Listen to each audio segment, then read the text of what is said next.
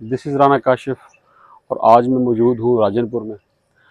کل جو سیلاب نے بارشوں نے تباہ کاریاں کی ہیں بنیر کے اندر اور پورے مالاکنڈ ڈویژن میں، تو اس سے ہمیں دو چیزیں سیکھنے کو ملتی ہیں۔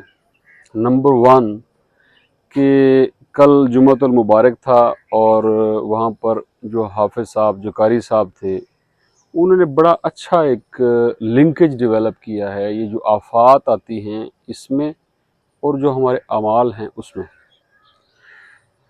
میرے وہ بات میرے ذہن میں میرے دل میں لگی ہے، تو میں چاہتا ہوں کہ آپ لوگوں کے ساتھ بھی وہ بات شیئر کروں کہ اللہ تعالیٰ نے حضور صلی اللہ علیہ وآلہ وسلم کی دعا تسلیم کرتے ہوئے قبول کرتے ہوئے حضور صلی اللہ علیہ وسلم کو یہ شورٹی دے دی کہ آپ کی امت پر اب عذاب نہیں آئیں گے۔ تو اللہ عذاب کیا تھے؟ جب بھی کوئی قوم سمود، قوم عاد، قوم لوط جب بھی نافرمانی کرتی تھی میسر لیول پہ یا پرسنل لیول پہ، تو اللہ تعالیٰ اوپر سے عذاب بھیجتے تھے اور نیست و نابود کر دیتے تھے سارے پوری قوم کو۔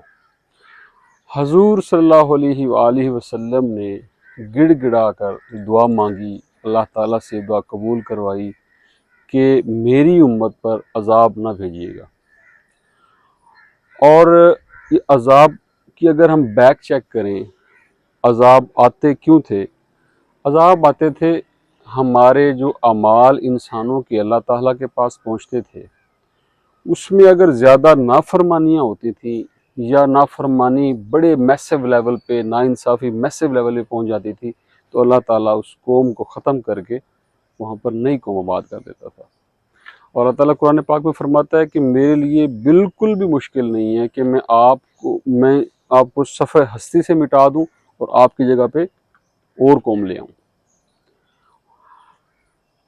وہ نافرمانیاں اگر ہم آج اپنا محاسبہ کریں تو ہم اللہ تعالیٰ کے حقوق کے اندر یا انسانوں کے حقوق کے اندر اتنی نافرمانیاں کر رہے ہیں ایز اے نیشن کہ اس کے بعد اس طرح کی آفات جو ہیں یہ انسان کو جھنجھوڑنے کے لیے، انسان کو جگانے کے لیے، انسان کو تھوڑا ہوش دلانے کے لیے اللہ تعالیٰ بھیجتے ہیں۔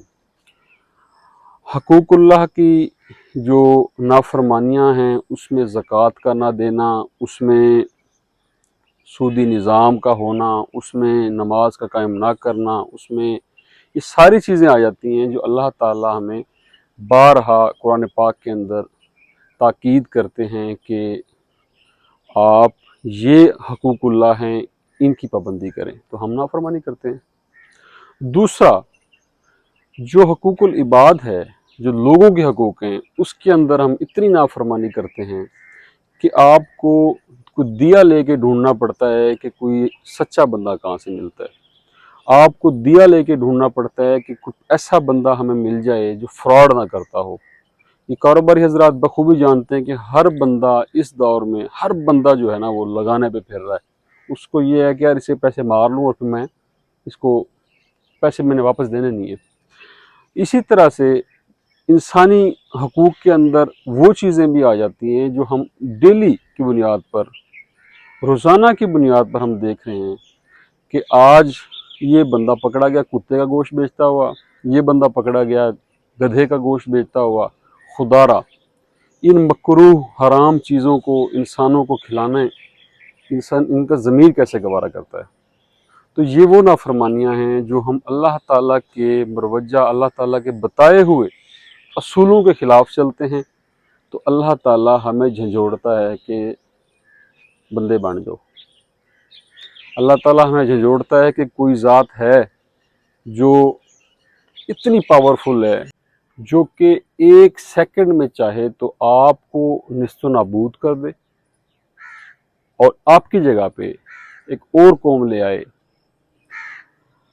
اس کا جو دوسرا سوشل پہلو ہمارے سامنے آتا ہے وہ یہ ہے کہ جب پہاڑی علاقوں میں یہ بارشیں آتی ہیں اتنی زیادہ بارشیں آتی ہیں کہ ایسے لگتا ہے جیسے بادل پھٹ پڑے ہیں۔ اگر ان رستوں پر، پانی کے ان رستوں پر اگر درخت موجود ہوں اور بہتات میں موجود ہوں تو پانی کا بہاؤ کم ہو کے اس پانی کو راستہ ملتا رہے، آہستہ آہستہ پانی آئے تو اتنی تباہ کاری نہیں ہوتی۔ ہم نے درختوں کی ایسی تیسی پھیر دی ہے، اتنی زیادہ بڑی تعداد میں ہم نے ڈیفورسٹریشن کر دی ہے کہ جس کو پورا کرنے کے لیے شاید ہمیں کئی سال لگ جائیں۔ اسی کے ساتھ آج کل چل رہا ہے ہمارے ہاں بہار کا موسم۔ کوشش کریں کہ ہر بندہ ایک پودا ضرور لگائے۔ جب ایک ایک پودا ہر بندہ لگائے گا تو کروڑوں پودے ہمارے ہر سال ایڈ ہوں گے۔ انشاءاللہ ہم اس اپنے ملک کو سرسبز بنا سکتے ہیں، اس ملک کو ہم انسانوں کے لیے لیویبل بنا سکتے ہیں۔ ہمارے ہاں اتنی گرمی ہر سال بڑھتی جا رہی ہے اور ہماری اس کے اوپر توجہ نہیں ہے۔ اللہ تعالیٰ ہمیں فہم عطا کرے، اللہ تعالیٰ ہمیں سمجھ بوجھ عطا کرے، اللہ تعالیٰ ہمیں حقوق کی بات سمجھنے، ان کو پورا کرنے کی توفیق عطا فرمائے۔ تھینک یو سو مچ۔ اللہ حافظ۔